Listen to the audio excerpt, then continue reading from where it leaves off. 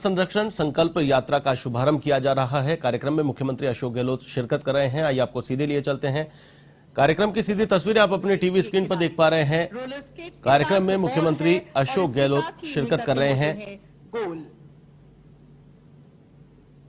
श्री मनोहर कांत जी जो अध्यक्ष है राजस्थान रोल बॉल संघ के, वो इसकी जानकारी मान्यवर को दे रहे हैं।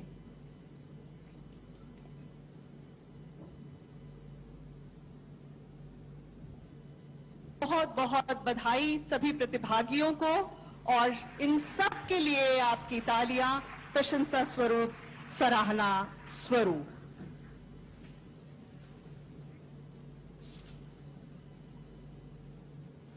Ladies and gentlemen, boys and girls, as we all know that today's day is graced by Madam Isabel Baden, Chief UNICEF Rajasthan.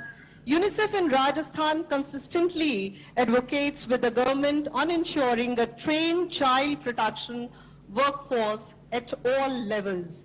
UNICEF supports the government towards achieving the last miles in reaching out to every child with special focus on marginalized and hard-to-reach communities. Madam, kindly share your pearls of wisdom on today's very special occasion. Madam Isabel Baden, Chief UNICEF Rajasthan. Thank you. Honorable Chief Minister, Government of Rajasthan, Mr. Ashok Gehlot. Honorable Minister, Department of Women and Child Development, Mrs. Mamta Bhupesh. Honorable Chairperson of the Rajasthan State Commission for Protection of Child Rights, Mrs. Sangeeta Beniwal.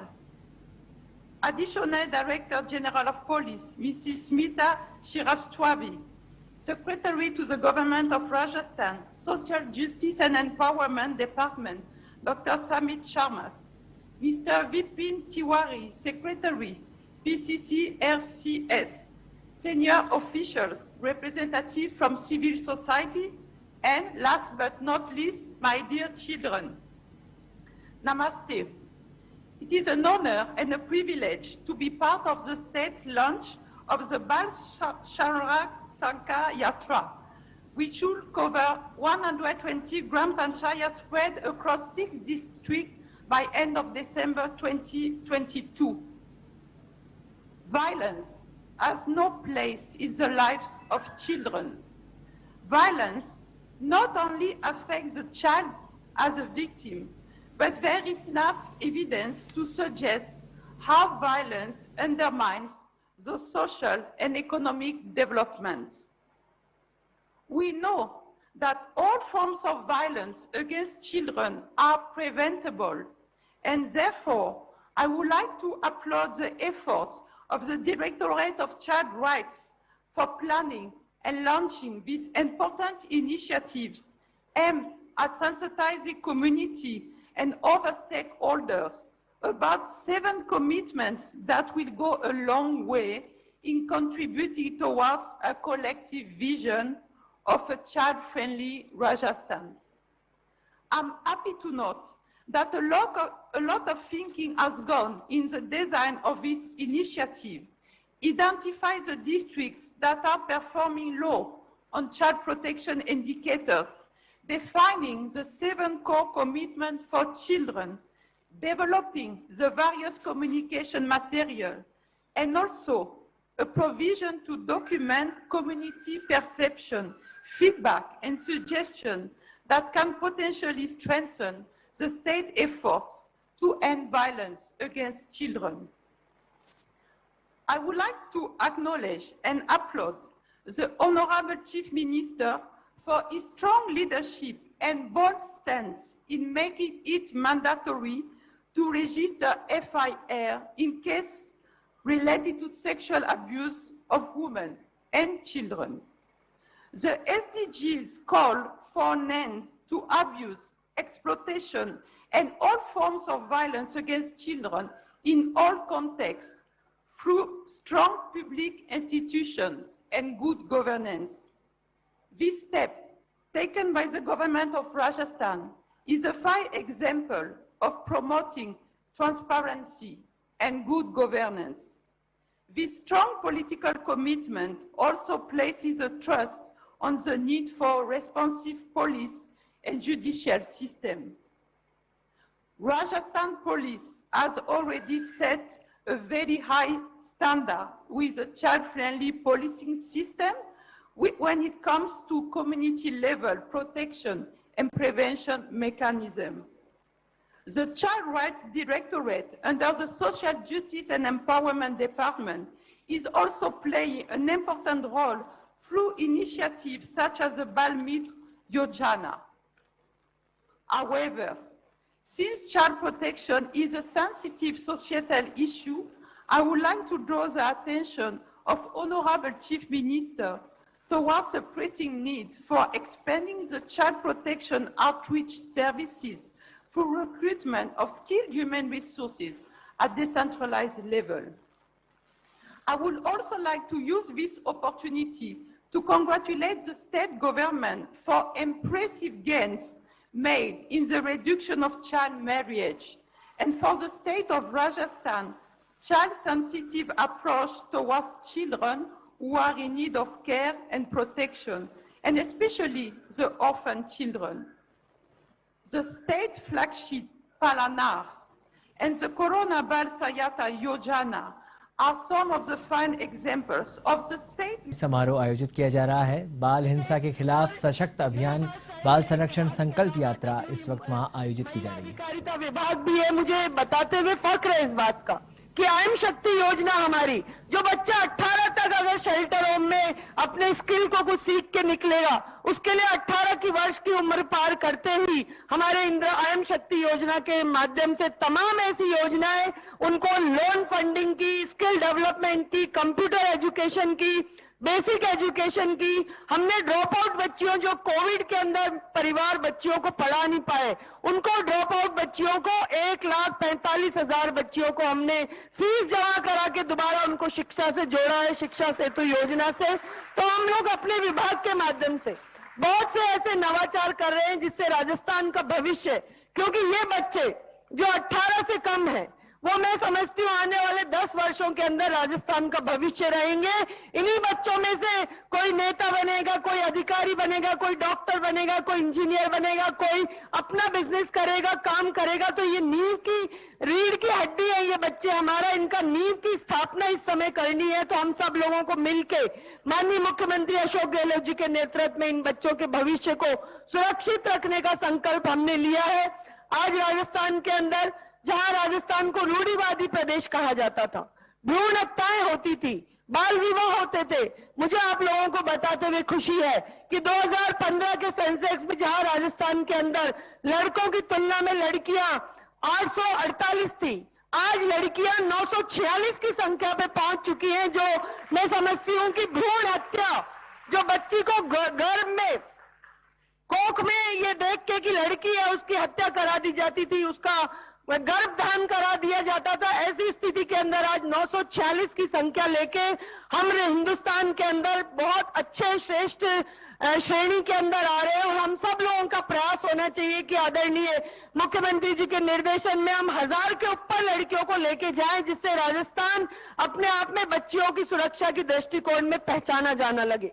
साथियों, हमारी इन तमाम चीजों के अंदर जो NGO साथी, जो social sector के लोग हमारा काम कर रहे हैं, मैं यूट्यूब चैनल के माध्यम से जो हमारा लाइव प्रसारण चल रहा है, उन तमाम लोगों को बहुत बहुत धन्यवाद देना चाहूंगी कि अशोक गहलोत जी के नेतृत्व में हमारे इनके आह्वान पे, चाहे कोविड के दौरान कोई भूखा ना सोए जब आह्वान किया, तो हमारे सोशल सेक्टर के, हमारे एनजीओ के साथियों ने राजस्थान की जनता को संभालने का काम किया। और हमारे तमाम एनजीओ, सोशल सेक्टर के लोग, मुख्यमंत्री जी, चाहे एकल नारी संस्था हो, चाहे और कई संस्थाएं ऐसी हो, चाहे विपिन जी हमारे बीच में एक बहुत बड़ा उदाहरण बन के बैठे हुए हैं, इन तमाम लोगों को सहयोग प्रदान करना चाहते हैं, क्योंकि ये लोग राजस्थान के लिए मेहनत कर रहे हैं। राजस्थान की दशा और दिशा को सुधारने का कार्य आदरणीय मुख्यमंत्री जी के नेतृत्व में किया जा रहा है। मैं उड़ान योजना का जिक्र भी आज के इस कार्यक्रम के माध्यम से करना चाहूंगी, क्योंकि वो हमारी एक बहुत ही महत्वाकांक्षी योजना है। और मैं समझती हूँ जिस तरह से राजस्थान के अंदर फ्री दवा सिस्टम को जब देश ने पहचाना, उसको एक्नॉलेज किया, उसको एक ग्रेड मिला, कि राजस्थान के अंदर मुफ्त दवा योजना बहुत सफलता से चल रही है, उसी तरह से उड़ान योजना जो हमारी फ्री सैनिटरी नैपकिन योजना शुरू होने वाली है, पार्टली हम लोगों ने इसको शुरू किया था, लेकिन हम पूरी तरह से इसको 1-2 महीने के अंदर शुरू कर देंगे। 1,30,00,000 महिलाओं को फ्री सैनिटरी नैपकिन। हिंदुस्तान के अंदर राजस्थान पहला राज्य बनने जा रहा है जो महिलाओं के स्वास्थ्य के प्रति चिंतित होते हुए 10 साल से लेके 45-50 साल तक की जो महिलाएं हैं, 40 वर्ष की बीच की महिलाएं, 10 से 50 तक की महिलाओं को जो महामारी के दौरान स्वच्छता के दौरान कमी की वजह से जिन बीमारियों का सामना करना पड़ता है, कई बार महिलाएं बांझपन का शिकार हो जाती हैं, कम उम्र में बच्चियों के बांझपन का शिकार हो गई, कई बार गर्भावस्था का कैंसर जैसी बीमारियां सिर्फ महामारी स्वच्छता नहीं रखने की वजह से हो जाती है। इन तमाम मुद्दों को ध्यान में रखते हुए मुख्यमंत्री जी ने उड़ान योजना का ऐलान किया और मुझे खुशी है कि हमने इसको पार्टली शुरू करके हम संपूर्ण राजस्थान के अंदर इस योजना को लागू करने वाले हैं। मैं मुख्यमंत्री जी का आभार प्रकट करना चाहूंगी कि हमारे बहुत सी संस्थाएं, एनजीओ, हमारे शेल्टर होम जो बच्चों को रखते हैं, उसकी जो हमारी प्रतिमा की भत्ता था वो 2,000 रुपए था, लेकिन आपने अभी बजट 2022-23 के दौरान इस भत्ते को बढ़ा के 2,000 से 2,938 रुपए प्रति बच्चे के जो किया है। 938 रुपए प्रति बच्चा प्रति माह की जो सब्सिडी वो बढ़ाई है पैसा, सिर्फ इसलिए कि बच्चों का भरण पोषण, उसकी शिक्षा, उसका रख रखाव, उसका रहन सहन हम अच्छे ढंग से इस महंगाई के दौर में कर पाए। बहुत सी बातें हैं जो मुझे कहनी है, लेकिन समय बहुत कम है। मुख्यमंत्री जी का उद्बोधन हम सब लोग सुनने के लिए उत्सुक हैं। मैं अंत में यूनिसेफ को थैंक्स कहना चाहूंगी। थैंक यू इसाबेल कि आप हम लोगों को हर विभाग के माध्यम से सहयोग देते हैं। आज एक बात और चली नशा मुक्ति की, जिसका पोस्टर का लॉन्चिंग अभी हम लोगों के द्वारा, मुख्यमंत्री जी के द्वारा कराया गया। साथियों, नशे की जो लत है वो इस समय पूरे देश में ही बहुत ज्यादा फैल रही है, इसलिए मैं आज आह्वान करना चाहूंगी हमारी सामाजिक संस्थाओं को, हमारी एनजीओ को, हमारे वो सभी साथी जो समाज को नई दिशा और शिक्षा और सुधार के लिए कार्य करना चाहते हैं कि हमें नशे के प्रति युवाओं का जो रुझान बढ़ रहा है उसको रोकने के लिए हम सब लोगों को प्रयासरत रहना चाहिए, जिससे आने वाले वर्षों का राजस्थान नशा मुक्त हो सके और एक खिलखिलाता हुआ, एक मजबूत राजस्थान, एक शिक्षित राजस्थान, एक महिलाओं के दृष्टिकोण में सुदृढ़ राजस्थान की परिकल्पना जो आदरणीय मुख्यमंत्री जी ने की है, उस परिकल्पना को आप और हम सब लोग मिलकर पूरा कर सके। मैं पुनः विपिन जी को बधाई के साथ में इस यात्रा की शुभकामनाएं देना चाहूंगी कि आप इस यात्रा को राजस्थान के विभिन्न भागों में लेके जाएंगे और निश्चित तौर पे आपकी इस यात्रा के माध्यम से लोगों में जो जागृति की बात हम लोग करना चाहते हैं, वो जागृति की बात लोगों तक पहुंचेगी और सरकार की उपलब्धियां, सरकार की योजनाएं और मुख्यमंत्री जी का राजस्थान के प्रति जो सपना है वो हम सब लोग मिलकर पूरा कर पाए। धन्यवाद। जय Hind. Thank you so very much, Honorable Minister साहिबा, श्रीमती ममता भूपेश साहिबा।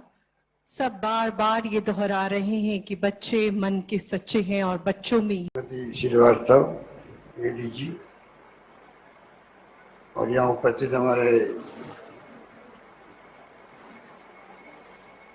विधायकगण बंसीलाल यादव जी, पद्माराम जी मेघवाल, ओम प्रकाश जी उल्ला, हाकिम अली जी खान, रफीक भाई, उकरा पराशर जी, डॉक्टर समीर शर्मा जी, विपिन चौधरी जी, मनीष शर्मा जी और तमाम यहाँ उपस्थित हमारे अतिथिगण और मेरे प्यारे बच्चों, बाल संरक्षण संकल्प यात्रा, आप समझ सकते हैं कि इसका महत्व क्या है। मेरे पूर्व वक्ताओं ने भी राजस्थान सरकार द्वारा जो बालकों के लिए काम किए जा रहे हैं उसके बारे में और क्या सोच है सरकार की, उसके बारे में आपको विस्तार से बताया। और हम सबका कर्तव्य है कि हम कैसे अपने प्रदेश के अंदर, आम नागरिक का ये कर्तव्य है कि बच्चों की परवरिश कैसे हो रही है उस पर ध्यान दें। कई परिवार के अंदर, कई परिवार के बाहर भी कई बच्चे होते हैं जो तकलीफ में होते हैं, अनाथ भी होते हैं। सरकार कोई कसर नहीं छोड़ रही है, नई नई योजनाएं पेश करती है। पालनहार योजना है, तो 2-2.5 लाख बच्चे उसके अंदर होंगे जो अपने परिवार में जो दादा दादी नाना नानी जिनके पास रहते हैं उनको सरकार पूरी तरह सेव कर रही है। हर क्षेत्र में बालकों का, बालक बालिकाओं का कैसे वो सुरक्षित रहे, जो प्रोग्राम बनाया गया अभी 5 सूत्री या 6 सूत्री, वो अपना आप में एक संदेश है किस प्रकार से हम 7 संकल्प, मैंने देखा 7 संकल्प बहुत ही एक से बढ़ के एक है। इन संकल्पों को अगर समाज अपना ले तो बहुत कुछ संभव हो सकता है, बच्चों का अच्छा भविष्य बन सकता है। जब सरकार का कमिटमेंट है बच्चों के प्रति, बाल मजदूरी भी नहीं होनी चाहिए, बाल हिंसा नहीं होनी चाहिए, बाल श्रम नहीं होना चाहिए, बाल विवाह बहुत कुछ रुके हैं राजस्थान के अंदर, बहुत हम कामयाब हो रहे हैं, बहुत कम परसेंटेज में अब बाल विवाह हो रहे हैं। शिक्षा पे ध्यान दें हम लोग, हर परिवार में कैसे बच्चों के साथ व्यवहार हो रहा है उस पर ध्यान दें। तो बालक का जो आज बालक अनाथ भी है तो उसका क्या भविष्य हो सकता है कोई कल्पना नहीं कर सकता परवरिश के आधार पर। अब कोरोना आ गया तो हमने अनाथ बच्चों के लिए जो पैकेज दिया है वो बेमिसाल है। मेरे ख्याल से पूरे देश के अंदर कहीं नहीं होगा जो पैकेज हमने दिया। पूरा उनकी परवरिश करने का, स्कॉलरशिप का, 18 साल के होने पर 5 लाख रुपए का पैकेज दिया। ऐसे बालकों का आगे फ्यूचर में प्लान बन सकता है। कोरोना में जो अनाथ हुए वो या अनाथ पहले से हो, उसके लिए जय जय समाज की मांग आएगी, वैसे वैसे हम लोग फैसला करते जाएंगे। ये मैं आपको विश्वास दिलाना चाहता हूँ। एनजीओ पे मेरा बहुत विश्वास है। मुल्कों में कई सरकारें प्रो एनजीओ होती है, कई सरकारें एक्टिविस्ट को पसंद नहीं करती है। हमारी सरकार एक्टिविस्ट को भी, एनजीओ को प्रोत्साहन देने वाली सरकार मानी जाती है। और मैं चाहूँगा कि राजस्थान में अधिक से अधिक एनजीओ बने हुए भी हैं, अच्छा काम कर रहे हैं, वो साधुवाद के पात्र हैं। हर क्षेत्र में एनजीओ बनने चाहिए।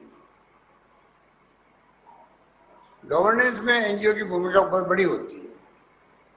सरकारी गवर्नेंस में एनजीओ की भूमिका बहुत बड़ी होती है। सब काम सरकार नहीं कर सकती है, चाहे तब भी। सरकार के पास वित्तीय संसाधन हो सकते हैं, सरकार के पास इंफ्रास्ट्रक्चर हो सकता है, पर उसके बावजूद भी जो भाव होते हैं, जो भाव एनजीओ के कार्यकर्ता में होते हैं, वो जब जुड़ जाते हैं किसी काम के अंदर तो काम पूरी तरह सफल हो जाता है। इसलिए मेरा विश्वास रहा है कि हमेशा एनजीओ को पूरी तरह प्रोत्साहन देना चाहिए सभी तरह से, और अभी दे रही है, आगे भी मैं आपको विश्वास दिलाता हूँ कि एनजीओ के लिए सरकार हमेशा उनकी भावनाओं को देख करके हम फैसले करेंगे, उनकी अनुभवों को उपयोग में लेगी सरकार, और बजट में या बिना बजट में जब भी मौका लगेगा तो क्या हम कर सकते हैं उसमें कोई कमी नहीं आने देंगे। ये मैं आपको निवेदन करना चाहता हूँ।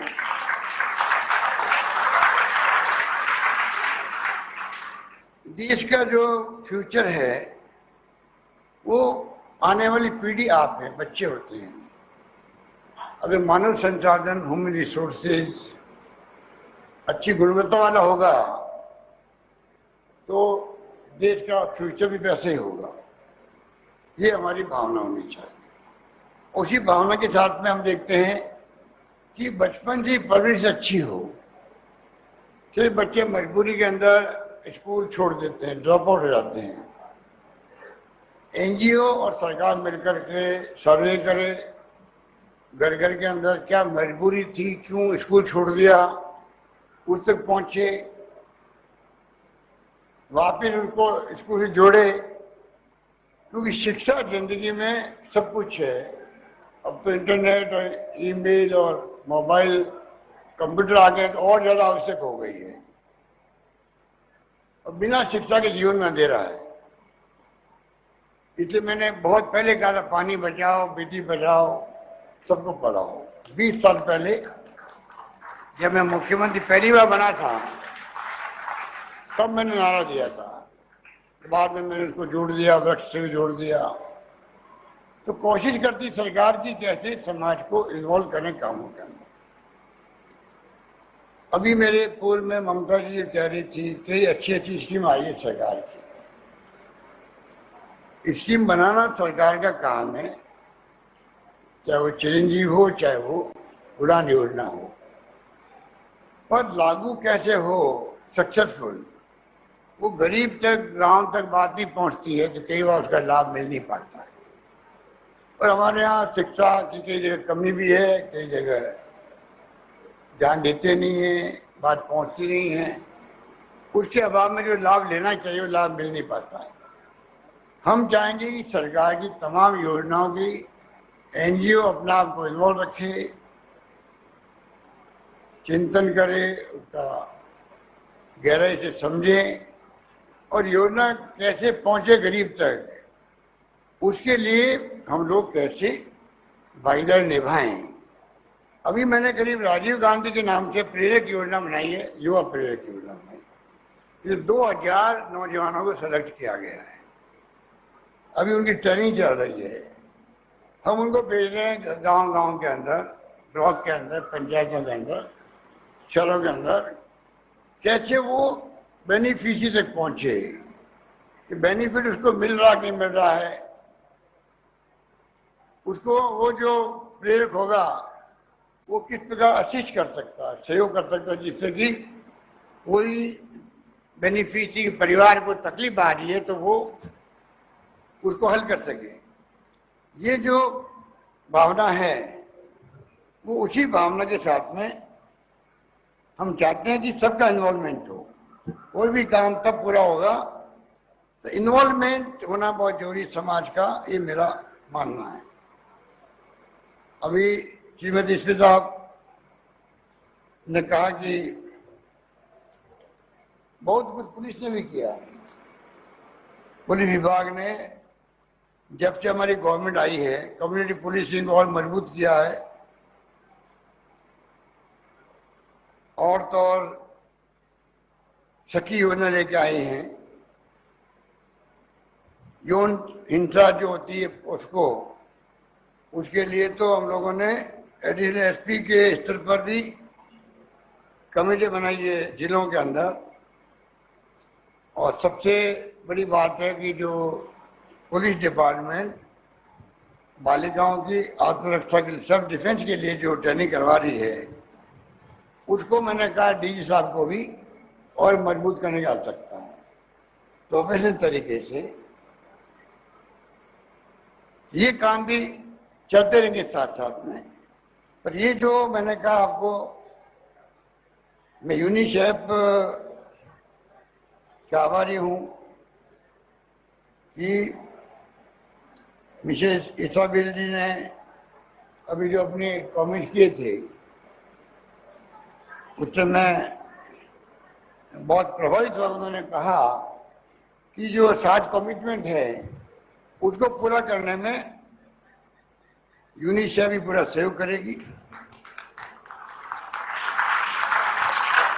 और जो सरकार कर रही है बच्चों के लिए, उसके लिए भी उन्होंने राजस्थान पुलिस को भी उन्होंने अप्रिशिएट किया।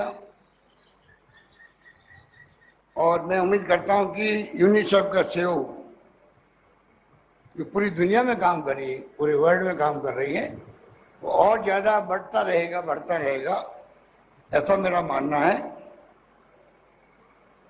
और बहुत बड़ी बात है, $7 बिलियन की मदद बच्चों को दे रहा है यूनिसेफ दे रहा है।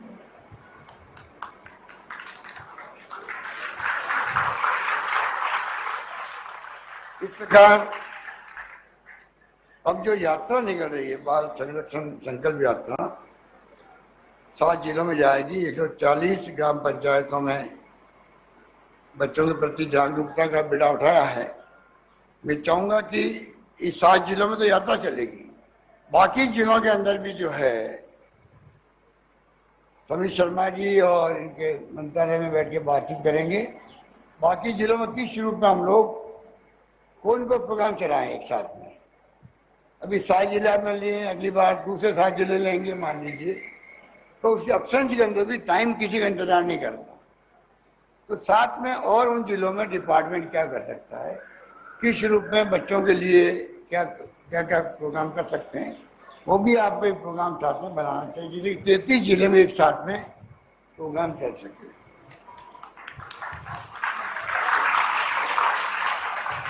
विपिन तिवारी जी जो है ये मेरे पास में 20 साल से आ रहे हैं। पिंक सिटी रिक्शा चालक संघ बना रखा है इन्होंने। ये पिताजी बद्री महाराज जी थे तिवारी, वो यहाँ बच्चों को लेके आते थे, रिक्शा लेके आते थे कुछ जमाने के अंदर। तो 20 साल में मैं देखता हूँ हमेशा हर साल ये प्रोग्राम बनाते हैं, छोटा बड़ा अपना योगदान देते हैं। आज इस स्थिति में आ गए, ये अभी जो बाल संरक्षण यात्रा चल रही है उसमें इनकी बहुत बड़ी भागीदारी साथ में होगी। ये मुझे अच्छा लगा, बहुत पसंदीदा का विषय है कि आप आगे बढ़ करके इस प्रकार से इस काम को सहयोग कर रहे हैं। आपका जो कमिटमेंट है आपके पिताजी का, आपका, क्योंकि मैं देख रहा हूँ लंबे समय से, मेरा परिचय भी आपके पिताजी से इस प्रोग्राम के माध्यम से हुआ, मैं जानता भी नहीं था और उसके बाद में आप आने लग गए। तो यही मैंने जो शुरू में कहा आपको, एनजीओ जो है उसकी बहुत बड़ी भूमिका होती है समाज को बदलने के लिए, बहुत बड़ी भूमिका होती है। कई मुल्कों में एनजीओ ने बहुत ही जम के काम किए सरकारों ने। ये माइक्रो फाइनेंसिंग की जो बात आती है दुनिया के अंदर, तो बांग्लादेश के अंदर सबसे पहले माइक्रो फाइनेंसिंग को अपनाया गया था। मैं नाम भूल गया जिनको बाद में नोबेल पुरस्कार मिला, परंतु ऐसे एनजीओ है देश के अंदर जिन्होंने बहुत बड़ी भूमिका अदा करी है समाज को बदलने के लिए। हम भी चाहेंगे हमारी सरकार एनजीओ को प्रोत्साहन दे, उनको रिकॉग्नाइज करे। और मनीष शर्मा जी बैठे हमारे यहाँ पर, मैंने उनकी जिम्मेदारी दी महात्मा गांधी दर्शन समिति की आज से 10 साल पहले। बेखूबी निभाई इन्होंने जिम्मेदारी को। धीरे धीरे इनका कमिटमेंट ऐसा बढ़ गया। आज जो हमने पूरे देश में सिर्फ एकमात्र राजस्थान राज्य है जहाँ पर पीस एंड नॉन वायलेंस, शांति व अहिंसा का निदेशालय बन गया राजस्थान का। जिस दिन विभाग बन जाएगा वो, उसके अभी डायरेक्टर ही बनाए गए हैं। एक काम डायरेक्टर के रूप में आज कर रहे हैं। उसका बैकग्राउंड ये है कि ये राजस्थान भर में घूमे थे, गांधी दर्शन समिति के प्रदर्शनी को लेके 5 दिन के प्रोग्राम हुए। बच्चों को, नौजवानों को, सबको बताया कि गांधी जी और फ्रीडम मूवमेंट क्या था देश का, जिस पे हम सब गर्व कर सकते हैं। उस वक्त में नौजवान थे सब लोग जो आज़ादी के दीवाने बने, बाद में सत्ता में आए थे, चाहे पंडित नेहरू क्यों नहीं हो, सब युवा थे। तो ये जब तक भाव जो है नई पीढ़ी तक अच्छे संस्कार नहीं मिलेंगे, अच्छी जो परंपरा हमारी महान है वो नहीं पहुंचेगी, तो फिर जो माहौल बनता है हिंसा का, तनाव का, वो बहुत खतरनाक होता है जो आज देश में चल रहा है। आज देश का माहौल जो है वैसा माहौल नहीं होना चाहिए। माहौल होना चाहिए सभी धर्म के लोग, सभी जातियों के लोग, सभी वर्गों के लोग, सभी भाषा बोलने वाले लोग जो हैं वो तमाम लोग प्यार से, मोहब्बत से, भाईचारे से, सद्भावना से रहे। अपने में धर्म की पालना करें सम्मान के साथ में, हिंसा नहीं हो कहीं पे भी। हिंसा का माहौल जहाँ होता है वहाँ विकास नहीं हो सकता है। ये मैं आपको निवेदन करना चाहूंगा। इसलिए मैंने कहा एनजीओ वो काम कर सकता है, संदेश का भी। आप ग्राम रक्षक मन बनाए गाँव के अंदर, स्वास्थ्य सेवाओं के लिए भी हम लोग स्वास्थ्य मित्र बना रहे हैं गाँव के अंदर। सखी योजना बनाई है जो पुलिस में लेडीज के लिए सेव करेगी। तो सरकार एनजीओ को बहुत पसंद दे रही है। ये समारोह आज का है वो भी मैं समझता हूँ। ये संकल्प यात्रा राज्य स्तरीय शुरू होगी, मुझे उम्मीद है कि बहुत कामयाब रहेगी और आने वाले वक्त में और बड़े रूप में हम बच्चों के लिए क्या कर सकते हैं। जो भी एनजीओ की समय समय पर हम लोग मीटिंग भी करते हैं, प्री बजट मीटिंग में हम लोगों के विचार सुनते हैं, वो तमाम काम किए जाएंगे जिससे कि हम लोग सब मिलकर के कैसे राजस्थान में बच्चों का भविष्य उज्जवल बने, वो देश प्रदेश में अपना नाम रोशन करे, इस लायक बन सके। उसकी जिम्मेवारी समाज की होती है, क्योंकि बच्चे बच्चे ही होते हैं और अगर परवरिश ढंग से नहीं हुई बचपन में, परिवार की आर्थिक स्थिति ठीक नहीं थी, फिर मजबूरी होती है कि बच्चे अनाथ हो जाते हैं, तो बच्चों की समस्या बहुत बड़ी समस्याएं हैं। बाल मजदूरी करने के लिए बाहर जाते हैं, गुजरात से कई बार लेके आते हैं बच्चों को। जमीरा खुद गई थी वहाँ उदयपुर के अंदर। तो सरकार की तरफ से हमेशा ध्यान रखे जाते हैं, परंतु मैं फिर कहूँगा जो एनजीओ है, स्वयंसेवी संस्थाएं, उनका बहुत बड़ा रोल होता है, भूमिका होती है और मुझे उम्मीद है कि उसमें आप लोग पीछे नहीं रहेंगे। और मुझे खुशी है कि आज मुझे इस मौके पर आने का सौभाग्य मिला और मैं आ सका आप लोगों के बीच में।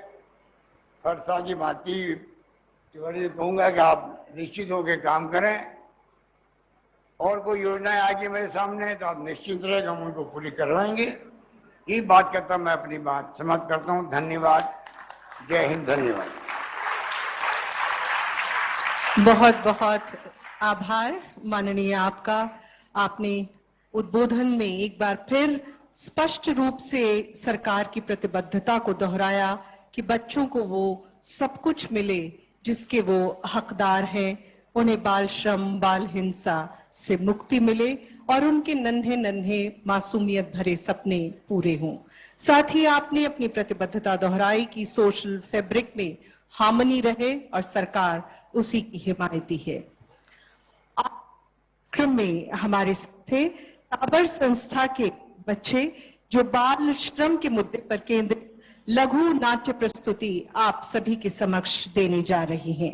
टाबर संस्था के बच्चे के द्वारा लघु नाट्य प्रस्तुति। हर बच्चा पढ़